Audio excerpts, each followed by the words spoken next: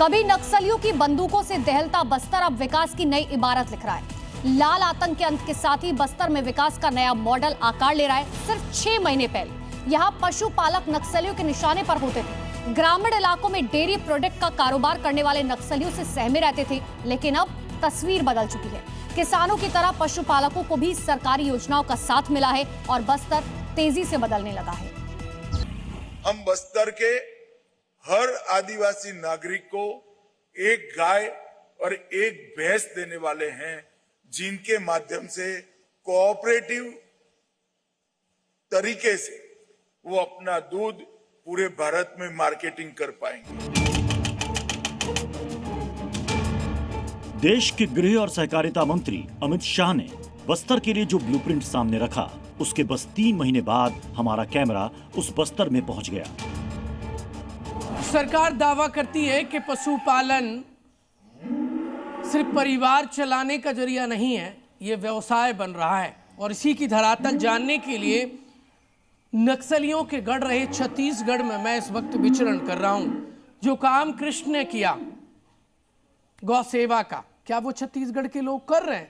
क्या सरकार उन्हें वो काम करने के लिए मददगार सिद्ध हो रही है? दावे तो बहुत सारे हैं, लेकिन हकीकत हम इस रिपोर्ट के जरिए जानेंगे। एक भारत श्रेष्ठ भारत में आज हम जानने चले हैं, क्या गौपालन से छत्तीसगढ़ के लोग कनेक्ट हुए या सिर्फ सरकार के दावे हैं? चलिए शिवशंकर यादव चलते हैं और जानते हैं जो कृष्ण ने किया, क्या वो छत्तीसगढ़ के लोग कर रहे हैं या कर पा रहे हैं?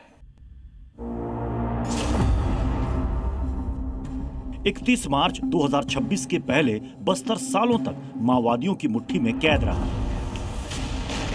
आईईडी विस्फोट, सुरक्षा बलों पर हमला, नक्सली हिंसा और मौतें। हर रात की सुबह होती है। इसी कड़ी में बस्तर के जंगलों में भी नक्सल आतंक का अंत हुआ। लेकिन असली चुनौती सिर्फ सुरक्षा की नहीं, विकास की होती है। जो बस्तर डिवीजन के सभी 7 जिलों बीजापुर, सुकमा, दंतेवाड़ा, नारायणपुर, कांकेर, कोंडागांव और बस्तर के अंदरूनी इलाकों तक आजादी के 78 सालों बाद भी नहीं पहुंच पाया था।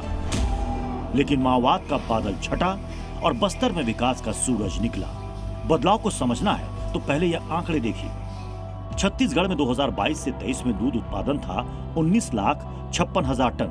एक साल बाद 2023-24 में यही उत्पादन पहुंच गया 21,24,000 टन, यानी सिर्फ एक साल में लगभग 1,68,000 टन ज्यादा दूध। वृद्धि दर 8.62%। भारत की वृद्धि दर 3.78%। छत्तीसगढ़ की रफ्तार राष्ट्रीय वृद्धि से 2 गुना से भी ज्यादा। इस बढ़ते उत्पादन को सहकारिता का नेटवर्क मिला। छत्तीसगढ़ सरकार के अनुसार राज्य में 621 दुग्ध सहकारी समितियां काम कर रही थी।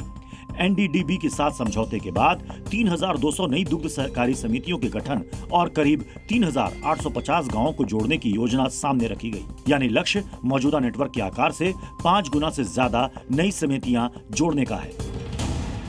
इसी तस्वीर के बीच आते हैं कोपगोड़ा के कमलेश राय। ये कोई बड़ी कॉर्पोरेट डेयरी नहीं है, ये बस्तर के एक पशुपालक की मेहनत है।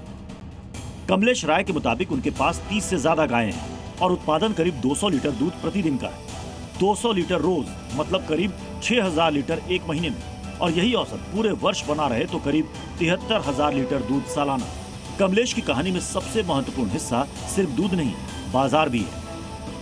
रिमोट एरिया में इंटीरियर्स में जो काम करने में जो हम लोग घबराते थे, चिंता करते थे, उससे हमारे को क्या हुआ है कि अब हम अपने दुग्ध उत्पाद को अंदर तक भेज सकते हैं जो नक्सली प्रभावित क्षेत्र थे।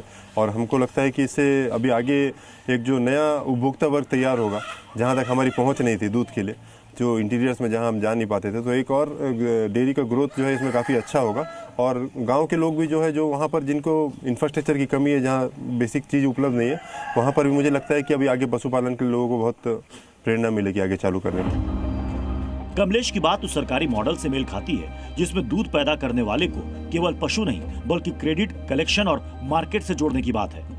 मई 2026 में केंद्र सरकार ने बस्तर के पहले चरण में 70 पुराने सुरक्षा कैंपों को वीर शहीद गुंडाधुर सेवा डेरा में बदलने की घोषणा की। योजना है कि वहीं बैंकिंग होगी, कॉमन सर्विस सेंटर यानी CSC होगा, primary agriculture cooperative credit societies यानी पैक्स होगा, डेयरी होगी। केंद्र और राज्य की 371 योजनाओं तक पहुंच का एक ही केंद्र बनेगा। जिस ग्रामीण अर्थव्यवस्था में पूंजी तक पहुंच सबसे बड़ी बाधा थी, वहां औपचारिक बैंकिंग का दायरा बढ़ रहा है। पशुपालक के लिए इसका सबसे महत्वपूर्ण हथियार है KCC यानी किसान क्रेडिट कार्ड। सहकारिता में सबसे पहली बात तो है कि डॉक्यूमेंटेशन बिल्कुल कम है।